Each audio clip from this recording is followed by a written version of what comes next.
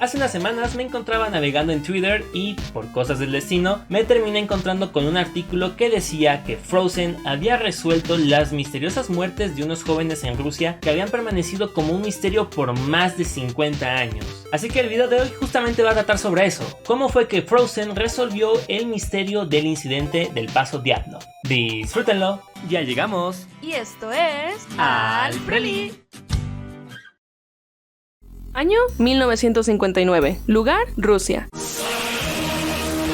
Hotel Trivago. Hace ya más de 62 años, un grupo de 10 excursionistas soviéticos se adentraron a una de las rutas más complicadas de los montes Urales. A pesar de que sus edades rondaban entre los 20 y 24 años, exceptuando uno que tenía 38, todos ellos ya contaban con bastante experiencia en este tipo de excursiones. Debido a esto, estaban seguros que su expedición, que tomaría lugar entre el 25 de enero y el 12 de febrero, iría de maravilla. Nadie esperaba que su muerte fuera la raíz de uno de los misterios sin resolver más grandes, incluso más de medio siglo después.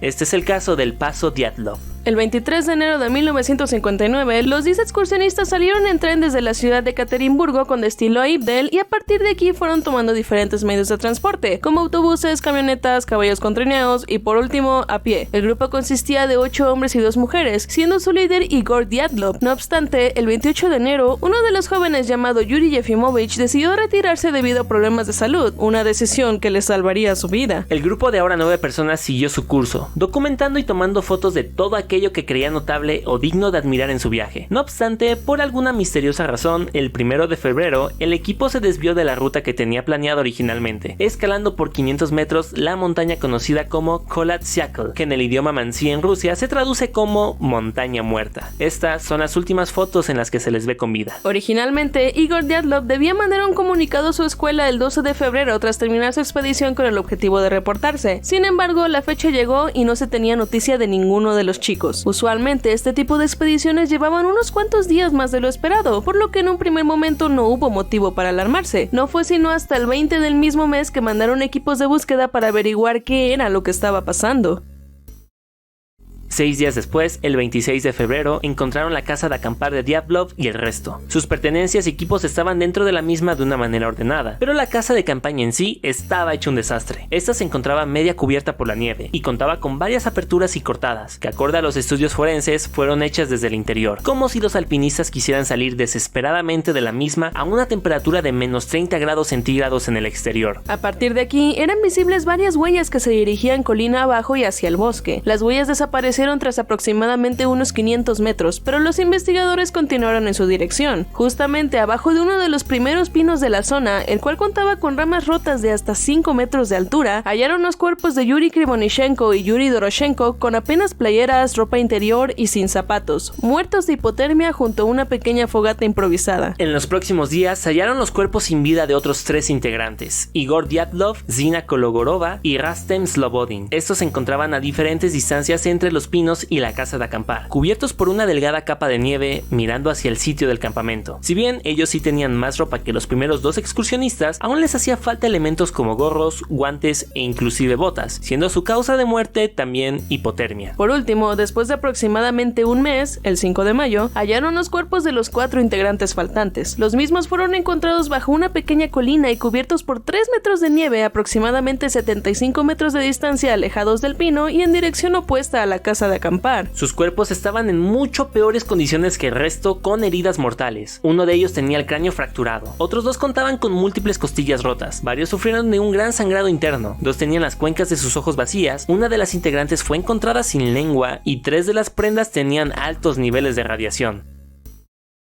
Tras las investigaciones correspondientes, el caso fue cerrado por los examinadores rusos el 28 de mayo del mismo año, concluyendo lo siguiente: la causa de su fallecimiento fue la de una fuerza abrumadora que los excursionistas no fueron capaces de sobrellevar. Debido a lo anterior y a la incertidumbre de qué fue lo que causaron todas esas extrañas muertes, a lo largo de los años, millones de personas se han interesado profundamente por el caso, inventando sus propias teorías con respecto a lo que desencadenó todo en primer lugar. Algunos ejemplos de lo que se cree pudo haber ocurrido son una avalancha, pruebas militares, nucleares, yetis, extraterrestres, asesinatos, una tormenta eléctrica, etc. Cada una de estas teorías tiene sus diferentes puntos a favor y en contra, excepto el yeti. Esas cosas, como el amor de ella hacia ti, no existen. ¡No me duele! ¡Me quema! ¡Me lastima!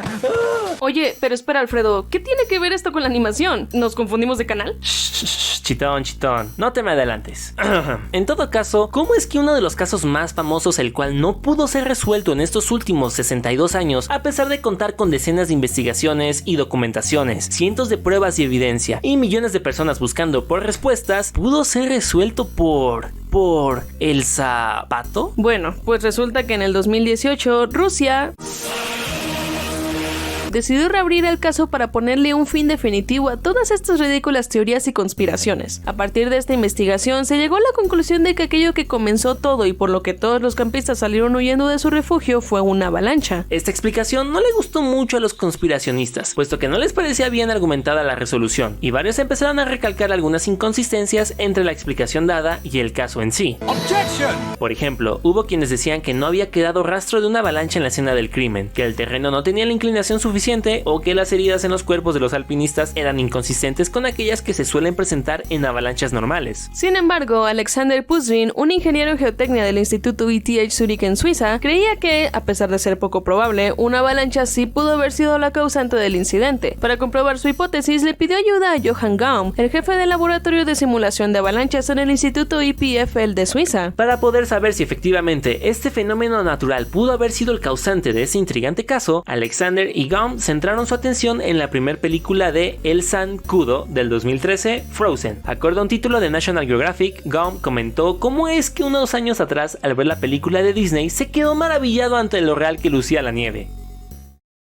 Sabemos que a muchas personas les choca la película debido a su sobreexplotación y creaciones tan absurdas que dan cringe.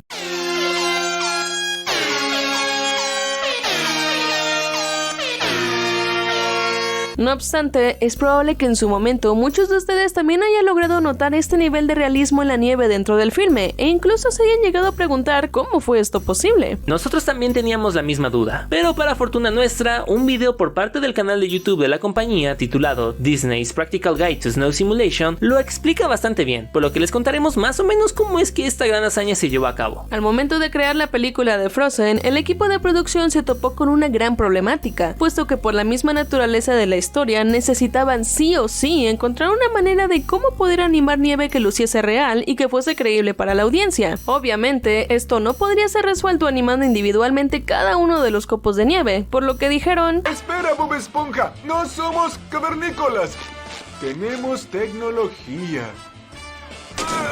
Y recurrieron a algoritmos en la computadora para hacer su trabajo. Tradicionalmente los animadores tenían que hacer dibujos a mano de cada frame para llegar a una animación final. Sin embargo, gracias a la tecnología actual, somos capaces de crear programas que logran recrear simulaciones de cómo es que diferentes objetos se comportan en la vida real. Tras esto, se le dan algunos retoques a la animación para reforzar los visuales y posteriormente se puede modificar la complejidad de la escena al aumentar o disminuir los objetos en pantalla. Esto le permite a los animadores pasar de una simple gota de agua a una tormentosa lluvia, de un grano de arena a una tormenta de arena y de un copo de nieve a inclusive una avalancha, tomando en cuenta cómo es que cada una de estas partículas reaccionan cuando chocan entre sí o con otros objetos. Ahora bien, así como la JEDEX, cada copo de nieve es único y detergente, no solo en el patrón que llevan dentro, sino también en sus propiedades físicas. La nieve puede llegar a ser más o menos viscosa, compacta, plástica, dura, etc. Todos estos factores deben de ser considerados por el programa, y dependiendo de los valores porcentuales de estos parámetros, nos puede llegar a dar como resultado variaciones entre los diferentes tipos de nieve. Todos estos diferentes tipos de nieve se pueden ver reflejados en la película. Esto se debe a que dependiendo de cada escena se necesita modificar los parámetros de la nieve para que los modelos 3D de los personajes puedan interactuar con la misma conforme a lo que se tenía planeado en su narrativa. Por ejemplo, ¿cómo se comportará la nieve en el cuerpo de Olaf? ¿O qué pasará si le arrojan a Anna nieve en su cabeza? ¿Qué es lo que ocurre si dos bolas de nieve chocan entre sí? ¿O cómo se comportarán físicamente las partículas si una bala de cañón es lanzada a un castillo de nieve? Gracias a los programas desarrollados por Disney, es fácil tener una ilustración visual de qué es lo que es físicamente posible dependiendo de los diferentes tipos de nieve. Obviamente, los investigadores del caso de Dyatlov, Alexander y Gaum lograron reconocer lo maravilloso que les resultaría tener este programa en sus manos para intentar recrear los trágicos eventos ocurridos aquella noche del 1 al 2 de febrero de 1959. Así que Gaum emprendió un viaje directito a Hollywood para pedirle a Disney que si de favor le podrían pasar el código de su programa, algo que nos imaginamos debía haber transcurrido más o menos así. Por favor. No. Por favor. No. Por favor.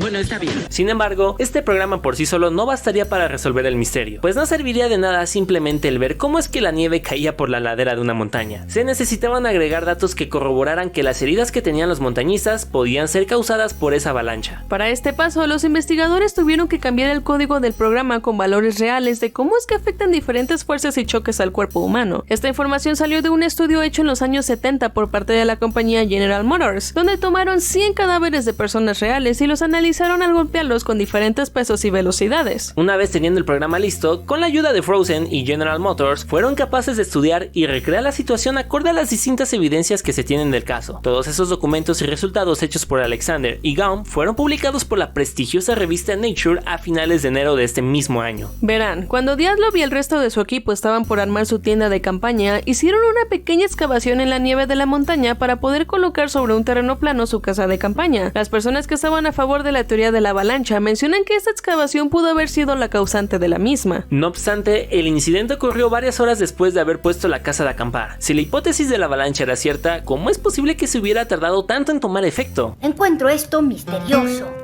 Muy misterioso. Pues resulta que en el terreno donde tomó lugar el incidente, abajo de una de las capas densas de nieve, se encontraba una capa mucho menos densa que no estaba compacta, a lo que en inglés se le conoce como depth hoar, y se comporta de manera similar a como lo haría partículas secas de arena. Acorde a los registros, aquella noche soplaron fuertes vientos, los cuales probablemente llevaron más carga de nieve hasta el borde de la casa de acampar. Llegó un punto en que la carga se volvió crítica, dejando caer una considerable cantidad de nieve sobre Dyatlov y su equipo, cubriendo el mismo hueco en el que habían colocado su casa de acampar. Para ese punto, muchos se preguntarán si realmente una pequeña cantidad de nieve podría causar heridas tan graves en los excursionistas, cuestión que fue resuelta gracias al programa de El-Sartén modificado por Alexander y Gaum. Resulta que aquella noche, Dyatlov y los demás colocaron sus esquís en la base de su tiendita, creando así un piso firme sobre el cual se podrían recostar. Al momento de caer la nieve e impactar sobre una persona recostada en un elemento sólido puede causar heridas bastante graves. Inclusive un bloque de 1 metro por 1 metro puede llegar a pesar hasta 400 kilogramos, por lo que no cabe duda que dichas heridas pudieron ser causadas por una pequeña avalancha. Ahora bien, con esta información, muchas personas han intentado darle una explicación a los sucesos ocurridos en aquella trágica noche, siendo esta la especulación que nosotros consideramos la más creíble. Tras desviarse de su curso original para acampar en la montaña, el equipo de Dyatlov colocó su tienda para pasar la noche. Probablemente mientras algunos descansaban recostados en el suelo, otros disfrutaban de un rico caldito, cuando la mini avalancha los agarró por sorpresa. Desesperados, hicieron varios cortes a su refugio para poder salir, probablemente pensando que la cosa podría pasar a mayores. Una vez fuera, se darían cuenta de las horribles condiciones en las que se encuentran, con temperaturas de menos 30 grados, en una tormenta de nieve, por la noche, sin un refugio ni prendas para protegerse del frío y en medio de la nada. Es así que deciden dirigirse hacia el bosque que saben se encuentra colina abajo, donde probablemente puedan generar calor o en su defecto hacer un nuevo refugio. Apenas llegan a la orilla del bosque crean una pequeña fogata, donde se quedan Yuri Krivonishenko y Yuri Doroshenko lo más cerca posible al fuego, al punto incluso de quemarse la piel, puesto que son los que menos prendas tienen para guardar calor. Mientras tanto, alguno de los integrantes intenta escalar el árbol para analizar el terreno. Aquí se dividen en 2 grupos. 3 personas irían de regreso a su tienda de acampar con el objetivo de recuperar y buscar sus pertenencias, mientras que aquellos que se encuentran lastimados intentan adentrarse un poco más en el bosque para buscar un mejor refugio. De manera imprevista, estos 4 integrantes caen por la nieve una altura de aproximadamente 3 metros hacia un pozo lleno de rocas de hielo donde fallecen. Las 3 personas que fueron en busca de su tienda de campaña poco a poco van perdiendo la fuerza, puesto que van colina arriba y sin botas ni guantes para resistir el gélido frío de la noche. Uno a uno van cayendo. Primero el líder Igor Dyatlov a 300 metros del árbol, 180 metros después Rustem Slobodim y por último Zina Kolmogrova, quien apenas logró llegar a la mitad del trayecto de su vida, así dejando a los 2 Yuri solos a su suerte para afrontar su doloroso, lento y trágico fin. Chicos, hasta aquí vamos a dejar el video del día de hoy. Aquí abajito en los comentarios díganos qué les pareció este video, si ya conocían el caso del paso Dyatlov y también díganos si sabían que Frozen de alguna manera había estado relacionado en resolver este gran misterio. Si quieren más historias misteriosas en la animación, aquí en la cara de feo les dejamos nuestro video hablando del personaje más aterrador de Bob Esponja. Y también en la cara de él iba a estar apareciendo otra de las historias ahí medio creepypastas relacionado con el oscuro origen de Helga de Hey Arnold. Chicos, les agradecemos muchísimo si se quedaron a ver este video hasta el final y recuerden que los queremos mucho. ¡Adiós!